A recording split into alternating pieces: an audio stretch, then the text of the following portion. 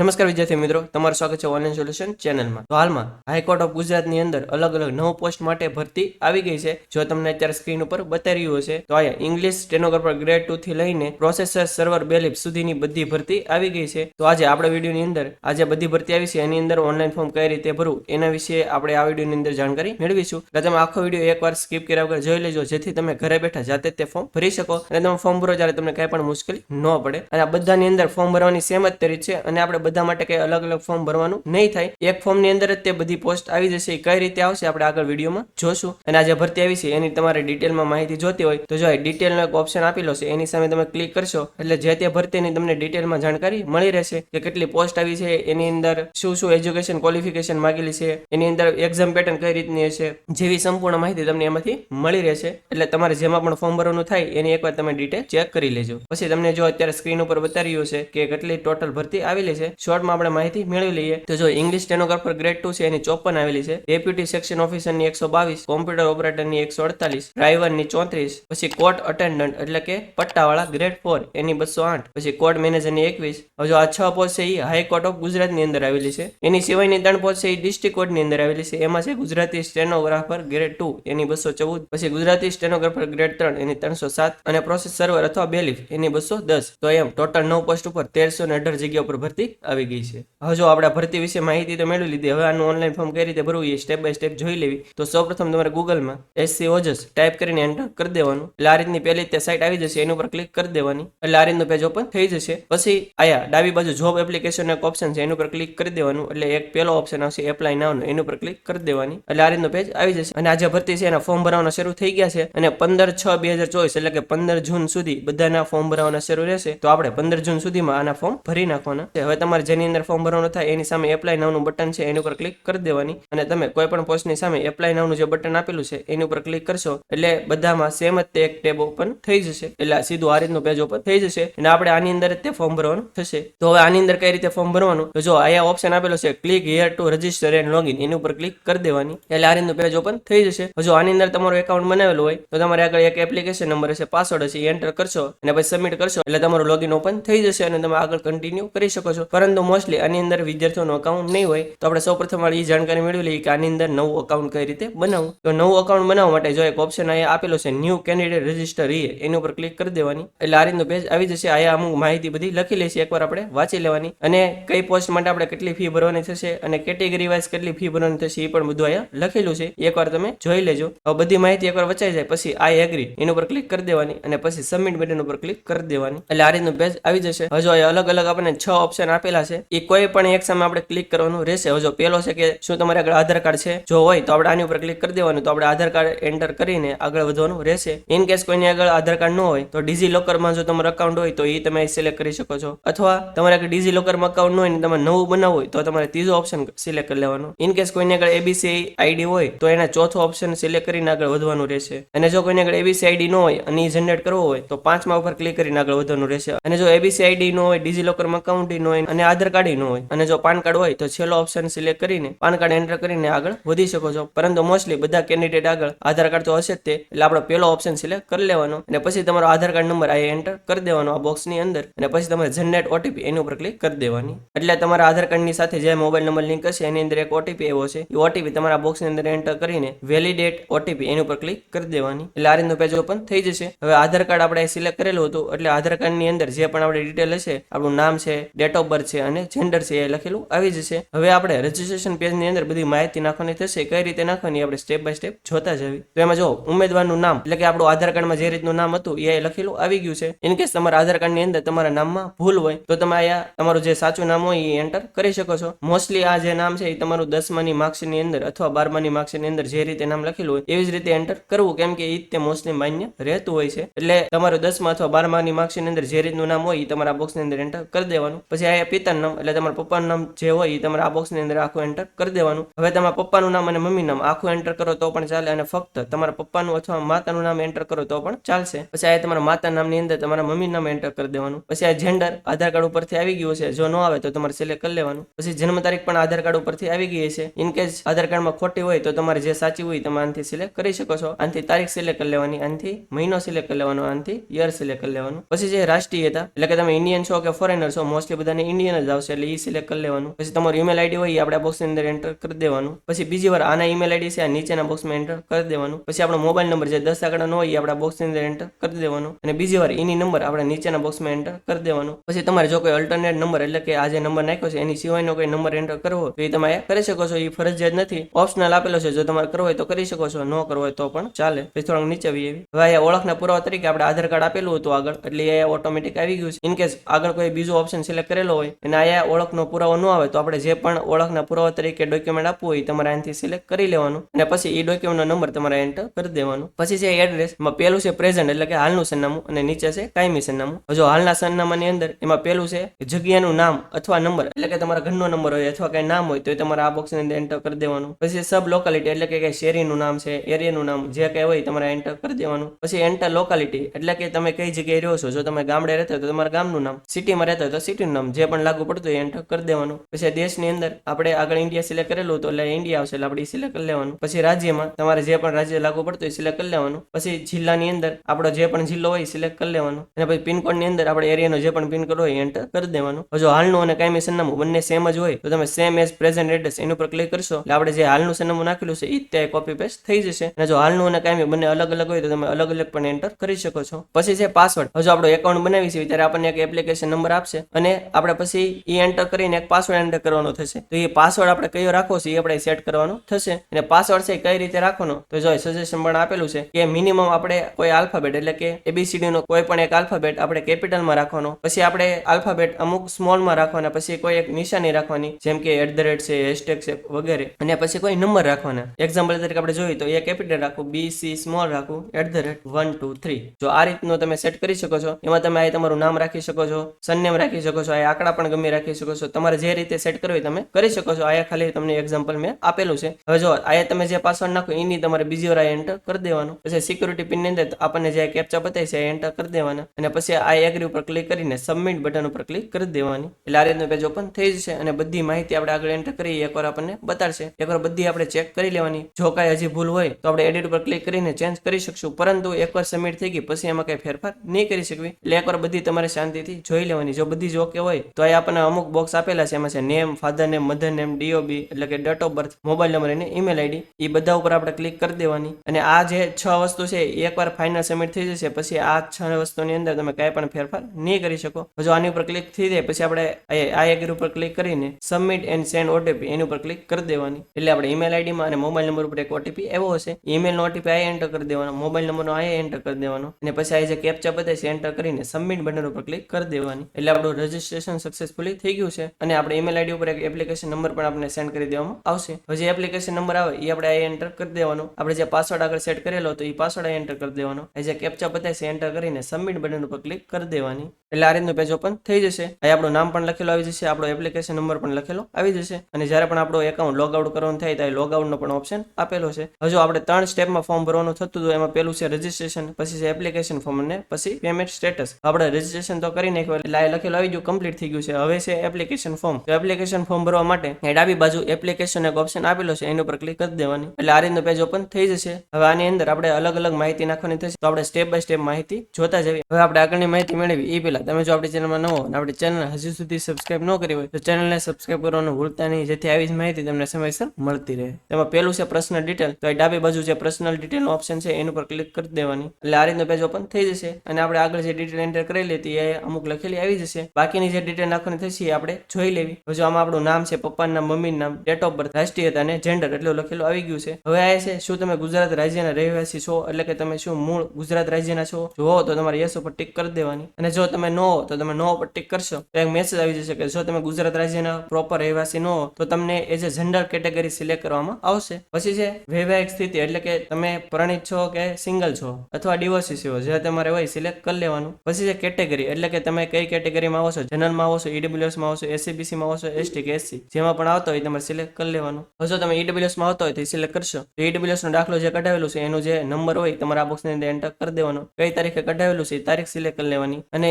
એ જે EWS નો દાખલો છે એ કઈ તારીખ સુધી વેલિડ રહેશે એ તારીખ તમારે સિલેક્ટ કરી લેવાની. અને જો તમે SC અથવા ST માં આવતો હોય એ સિલેક્ટ કરશો તો બંને માટે આ તમે ST કે SC નો જે પ્રમાણપત્ર એટલે કે દાખલો કઢાવેલો હોય એ દાખલાનો નંબર તમારે આ બોક્સની અંદર એન્ટર કરી દેવાનો. કઈ તારીખે કઢાવેલો છે એ તારીખ સિલેક્ટ કરી લેવાની અને તમે કયા રાજ્યમાંથી કઢાવેલું છે છે મોસ્ટલી બધાને ગુજરાત જ આવશે અને આ એક જ ઓપ્શન આપેલો છે એટલે આપણે ગુજરાત સિલેક્ટ કરી લેવાનું. અને જો તમે એસીબીસી એટલે કે ઓબીસી માં હતો એની સિલેક્ટ કરશો તો તમારે જાતિનો દાખલો અને નોન ક્રિમિનલ બંનેની ડિટેલ નાખવાની થશે. એમાં પેલું છે જાતિનો દાખલો, તો નંબર એન્ટર કરી દેવાનો, કઈ તારીખે કઢાવેલું છે તારીખ સિલેક્ટ કરી લેવાની. પછી નોન ક્રિમિનલ છે એનો નંબર એન્ટર કરી દેવાનો, કઈ તારીખે કઢાવેલું છે એ સિલેક્ટ કરી લેવાનું અને કઈ તારીખ સુધી વેલિડ રહેશે એ તારીખ સિલેક્ટ કરી લેવાની. પછી આ છે પીડબ્લ્યુડી કેન્ડિડેટ એટલે કે હેન્ડીકેપ કેન્ડિડેટ. હવે જો તમે હેન્ડીકેપ પર્સન હો અને જે ડિસેબિલિટી છે 40% કરતા વધારે હોય તો આની ઉપર ક્લિક કરી દેવાની. તો તમે જે હેન્ડીકેપનું જે પ્રમાણપત્ર કઢાવેલું નંબર એન્ટર કરી દેવાનો, કઈ તારીખે કઢાવેલું છે તારીખ સિલેક્ટ કરી લેવાની અને કેટલા ટકા ડિસેબિલિટી છે એ સિલેક્ટ કરી લેવાની અને કઈ ડિસેબિલિટી છે એ આયા ઓપ્શન આપેલો છે સિલેક્ટ કરી લેવાનું. અને જો તમે કઈ હેન્ડીકેપ પર્સન ન હો તો તમે નો ઉપર ટિક કરી દેવાની. પછી આયા છે શું તમે સરકારી કર્મચારી છો એટલે કે તમે સરકારી જોબ કરી રહ્યા છો હાલમાં, જો કરી રહ્યા હો તો યસ ઉપર ટિક કરી દેવાની. તો અહીંયા પસંદ કરવાનું થશે કે તમે કઈ જગ્યાએ જોબ કરી રહ્યા છો, અલગ અલગ ઓપ્શન આપેલા છે, તમારે જે પણ લાગુ પડતો હોય સિલેક્ટ કરી લેવાનું અને કઈ તારીખથી જોઈનિંગ કરેલું છે તારીખ એન્ટર કરી દેવાની. અને જો તમે કઈ સરકારીમાં જોબ ન કરતા હો તો તમે નો ઉપર ટિક કરી દેવાની. પછી તમે જો એક્સ સર્વિસમેન હો તો તમારે યસ ઉપર ટિક કરી દેવાની. તો તમે કઈ તારીખથી સર્વિસ એટલે કે જોબ શરૂ કરી હતી એ એન્ટર કરી દેવાનું, કઈ તારીખે પૂરી કરી એ એન્ટર કરી દેવાની અને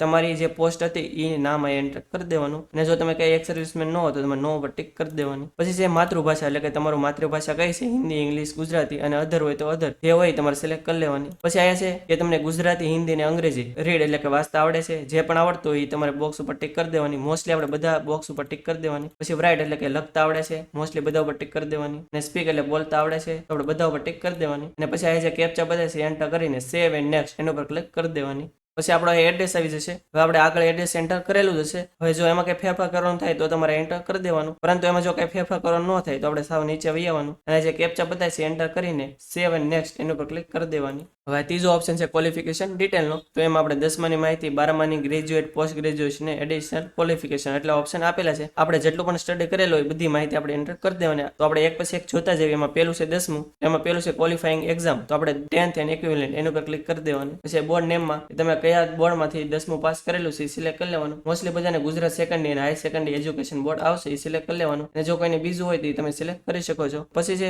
મંથ એન્ડ યર એટલે કે કયા મહિનામાં પાસ કરેલી છે અને કયા યરમાં પાસ કરેલી છે એ આપણે સિલેક્ટ કરી લેવાનું. એ તમારી માર્કશીટની અંદર લખેલું થશે. જો અહીંયા રિમાર્ક્સ પણ લખેલું છે કે માર્કશીટમાં જે રીતે લખેલું હોય એ તમારે સિલેક્ટ કરી લેવાનું. તમે કઈ સ્કૂલમાંથી 10મું પાસ કરેલું છે તમારી સ્કૂલનું નામ આ એન્ટર કરી દેવાનું. પછી 10મામાં તમારો રોલ નંબર શું હતો એ એન્ટર કરી દેવાનું. એ તમારી માર્ક્સની અંદર લખેલું થશે. અને પરિણામની સ્થિતિ એટલે કે પર્સન્ટેજમાં હતા કે સીજીપીએમ હતા, મોસ્ટલી બધાને પર્સન્ટેજ એટલે કે ટકામાં જ તે પરિણામ આવેલું હતું એટલે આપણે પેલો ઓપ્શન સિલેક્ટ કરી લઈશું. પછી કુલ ગુણ એટલે કે ટોટલ કેટલા માર્કના પેપર હતા. જો તમારે 6 સબ્જેક્ટ હોય તો 600 એન્ટર કરી દેવાના, 7 હોય 700, 500 હોય તો 500 એવી રીતે એન્ટર કરી દેવાના. મેળવેલ ગુણમાં તમારે કેટલા માર્ક આવેલા હતા એ એન્ટર કરી દેવાના. એટલે અહીંયા તમારે જેટલા પણ પર્સન્ટેજ થતા હશે એ લખેલા ઓટોમેટિક આવી જશે. હવે છે 12માની માહિતી. તો 12માની માહિતી એન્ટર કરવા માટે આ જે બોક્સ આપેલું છે એની ઉપર ક્લિક કરી દેવાની. તો એમાં પેલું ક્વોલિફાઈંગ એક્ઝામ, તો એમાં એક જ ઓપ્શન છે 12th and equivalent A select કરી લેવાનું. બોર્ડ નેમમાં એમાં પણ જે પણ આપણું બોર્ડ હોય સિલેક્ટ કરી લેવાનું. એમાં પણ ગુજરાત સેકન્ડરી અને હાઈ સેકન્ડરી એજ્યુકેશન બોર્ડ આવશે અને જો કોઈને અલગ હોય તો સિલેક્ટ કરી શકો છો. એમાં પણ કયા મહિનામાં પાસ કરી એ સિલેક્ટ કરી લેવાનું, કયા યરમાં પાસ કરી એ સિલેક્ટ કરી લેવાનું. એ પણ માર્કશીટની અંદર લખેલું છે. કઈ સ્કૂલમાંથી પાસ કરી સ્કૂલનું નામ એન્ટર કરી દેવાનું. 12મામાં તમારો રોલ નંબર શું હતો એ એન્ટર કરી દેવાનું. પરિણામની સ્થિતિ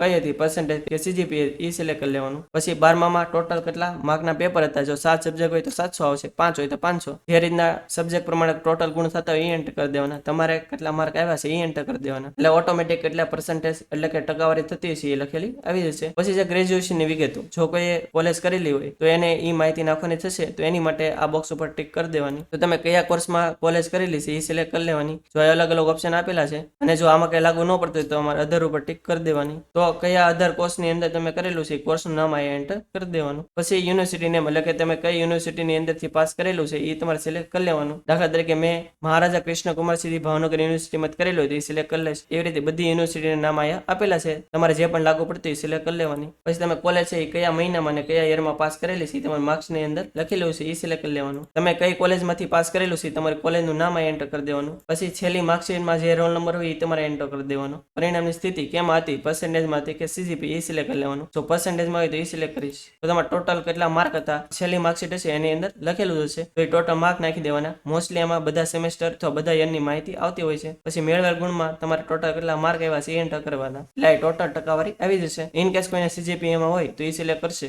તો મેક્સિમમ કેટલો સીજીપી આવી શકે, મોસ્ટલી 10 ઉપરથી સીજીપી હોય છે તો એ 10 એન્ટર કરી દેવાના. તમારે કેટલો સીજીપી આવ્યો એ એન્ટર કરી દેવાનું. અને CGPA માંથી ટકાવારીમાં ફેરવી તો કેટલા ટકા થાય છે બધાનું કેલ્ક્યુલેશન અલગ અલગ હોય છે. દાખલા તરીકે GTU-માં જો તમે કરેલું હોય તો તમારે 8 CGPA થતું હોય તો તમારે 75% થાય, 0.5 આપણે બાદ કરવાના હોય છે. એવી રીતે તમારે જે પણ CGPA થી ટકાવારીની ગણતરી થતી હોય એ તમારે ગણતરી કરીને પછી એ પર્સન્ટેજ એન્ટર કરી દેવાના. પછી એવી જ રીતે જો તમે પોસ્ટ ગ્રેજ્યુએશન એટલે કે માસ્ટર ડિગ્રી કરેલું હોય તો એ સિલેક્ટ કરી લેવાનું. તો એમાં પણ આપણે આગળ જોયું એવી રીતે કોર્સનું નામ પસંદ કરી લેવાનું, યુનિવર્સિટીનું નામ પસંદ કરી લેવાનું, કયા મહિનામાં અને યરમાં પાસ કરેલું છે એ સિલેક્ટ કરી લેવાનું, કઈ કોલેજમાંથી કરેલું છે એ એન્ટર કરી દેવાનું, છેલ્લી માર્કશીટનો રોલ નંબર એન્ટર કરી દેવાનો, પરિણામની સ્થિતિ પર્સન્ટેજ કે CGPA જે હોય એ સિલેક્ટ કરી લેવાની, ટોટલ કેટલા માર્ક હતા કેટલા આવ્યા એ સિલેક્ટ કરી લેવાનું. એટલી બધી માહિતી એન્ટર થઈ જશે. પછી એડિશનલ ક્વોલિફિકેશન એટલે કે જો વધારાની કઈ માહિતી હોય તો એ અલગ અલગ ઓપ્શન આપેલા છે કે તમે લોમાં કઈ કરેલું છે, PhD છે કે અધર, તો એની માહિતી નાખવાની થતી હોય તો એ તમારે અહીં સિલેક્ટ કરી લેવાની. એ રીતે સિલેક્ટ કરીને તો એ બધું એન્ટર કરી દેવાનું. હવે આ બધાની અંદર તમારે જે પણ માહિતી લાગુ પડતી હોય એટલી જ આપણે નાખવાની અને બધી એકવાર ચેક કરી લેવાની બધી ઓકે જ છે ને એમ. જો બધી જ ઓકે હોય તો આ આપણને જે કેપ્ચા બતાવે છે એન્ટર કરીને સેવ એન્ડ નેક્સ્ટ એના ઉપર ક્લિક કરી દેવાની. પછી આ છે વર્ક એક્સપિરિયન્સ એટલે કે તમારે આગળ શું કઈ અનુભવ છે જો હોય તો તમારે યસ ઉપર ટિક કરી દેવાની. તો એની અંદર પેલું છે સંસ્થાનું નામ એટલે કે તમે કઈ જગ્યાએ જોબ કરેલી છે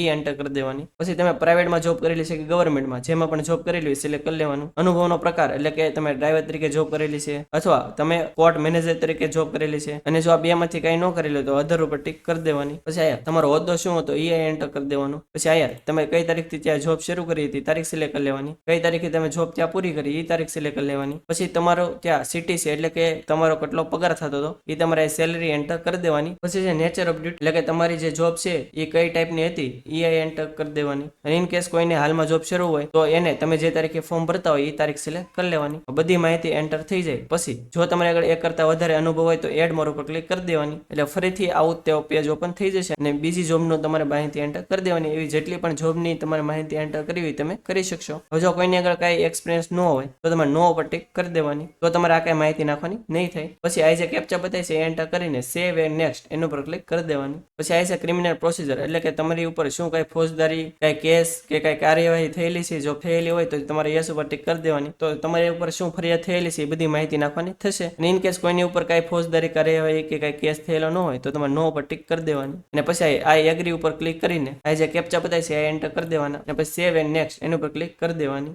એટલે આ રીતનું પેજ ઓપન થઈ જશે. હવે આની અંદર આપણે કઈ પોસ્ટ માટે એપ્લાય કરવાનું છે સિલેક્ટ કરવાનું થશે. જો તમારે આની અંદર એક કરતા વધારે પોસ્ટ માટે એપ્લાય કરવાનું થાય તો જેટલી પણ પોસ્ટ માટે એપ્લાય કરવાનું થાય બધી તમે સિલેક્ટ કરી શકશો, પરંતુ આપણે બધાની ફી ભરવાની થશે. દાખલા તરીકે જો ખાલી મેં ડેપ્યુટી સેક્શન ઓફિસર ભરેલું હોય અને હું જનરલમાં આવતો હોય તો મારે એના 1500 ભરવાના થાય, અને એની સાથે સાથે મેં IT સેલનું પણ ફોર્મ ભરેલું હોય તો મારે એના પણ 1500 ભરવા પડશે. પછી જો એની સાથે મેં કોડ મેનેજરનું ભર્યું હોય તો એના 2500 ભરવાના થશે. તો આ તમે જેટલી પણ પોસ્ટ સિલેક્ટ કરશો એ પ્રમાણે તમારા પૈસા ભરવાના થશે. તો હવે આપણે જોઈ લઈએ કે કઈ રીતે આપણે સિલેક્શન કરવું. તો સિલેક્ટ ઉપર ક્લિક કરશો એટલે બે અલગ અલગ ઓપ્શન જોવા મળશે. એમાં એક છે ડિસ્ટ્રિક્ટ કોર્ટ અને એક હાઈકોર્ટ. આપણે હવે હાઈકોર્ટ ઉપર ક્લિક કરશું ત્યાં નીચે ઓપ્શન આવી જશે એની ઉપર ક્લિક કરશું તો અલગ અલગ ઓપ્શન જોવા મળશે. જો હાઈકોર્ટ ની અંદર અલગ અલગ 6 પોસ્ટ ઉપર ભરતી આવેલી છે. જો તમારા 6 માંથી કોઈ પણ માં ભરવાનું થાય તો તમારે સિલેક્ટ કરી લેવાનું. દાખલા તરીકે એક્ઝામ્પલ તરીકે હું ડેપ્યુટી સેક્શન ઓફિસર સિલેક્ટ કરી લઉં છું. એટલે અહીંયા લખેલું આવી ગયું છે કે આમાં એજ્યુકેશન ક્વોલિફિકેશન શું માંગેલી છે એ આપણે આગળ હોવી જોઈએ, અને એડિશનલ કઈ લખેલી છે એ પણ લખેલું આવી જશે. એવી રીતે બધામાં લખેલું આવી જશે.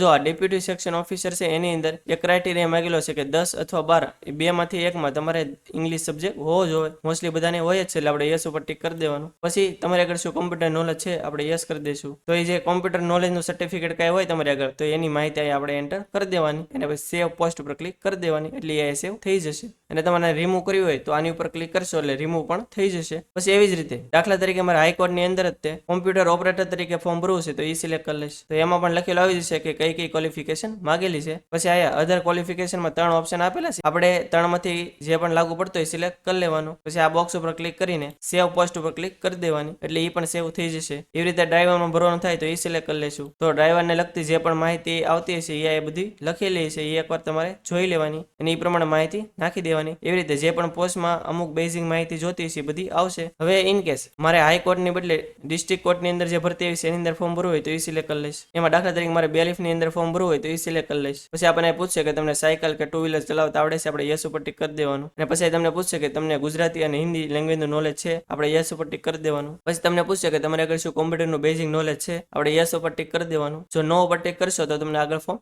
નહીં ભરવા દે. તો એ જે કોમ્પ્યુટર નોલેજનું સર્ટિફિકેટ કઈ હોય તમારે આગળ તો એની માહિતી આપણે આપણે એન્ટર કરી દેવાની. પછી બેલીફ ની અંદર તમારે એક જિલ્લા પસંદગી આવશે, તો એની અંદર 3 જિલ્લા તમારે કોઈ પણ સિલેક્ટ કરી લેવાના જે તમારે રાખવા હોય, અને પછી સેવ પોસ્ટ ઉપર ક્લિક કરી દેવાની. એટલે આ એડ થઈ ગયું છે. એવી રીતે તમારે જેટલી પણ પોસ્ટ સિલેક્ટ કરવી તમે કરી શકો છો. પછી આ જે કેપ્ચા બતાવી છે આ બોક્સ ની અંદર એન્ટર કરી દેવાના. પછી આ એગ્રી ઉપર ક્લિક કરીને સેવ એન્ડ નેક્સ્ટ એની ઉપર ક્લિક કરી દેવાની. પછી જે ડોક્યુમેન્ટ, તો હવે આપણે આની અંદર ફોટો અને સિગ્નેચર અપલોડ કરવાનું થશે. ફોટો છે એ જેપીજી અથવા જેપીજી ફોર્મેટમાં 10 થી 200 KB ની વચ્ચે સાઇઝ રાખવાની, અને સિગ્નેચર પણ જેપીજી અને જેપીજી ફોર્મેટમાં પણ એની સાઇઝ તમારે 10 થી 30 KB ની વચ્ચે રાખવાની. હવે ફોટો અપલોડ કરવા માટે ચોઈસ ફાઇલનો જે ઓપ્શન છે એની ઉપર ક્લિક કરીને જે પીડ્યું એ સિલેક્ટ કરી લેવાનું, એટલે તમારે ફોટો અપલોડ થઈ જશે. એવી રીતે સિગ્નેચર અપલોડ કરવા માટે ચોઈસ ફાઇલનો જે ઓપ્શન છે એની ઉપર ક્લિક કરીને જે પડ્યું એ સિલેક્ટ કરી લેવાની, એટલે એ અપલોડ થઈ જશે. હવે ફોટો અને સાઇન અપલોડ થઈ જાય પછી આપણે સબમિટ બટનનો જે ઓપ્શન આપેલો છે જમણી બાજુ એની ઉપર ક્લિક કરી દેવાની, એટલે આ રીતનું પેજ આવી જશે. હવે આની અંદર આપણે જેટલી પણ માહિતી નાખેલી છે પર્સનલ ડિટેલ થી લઈને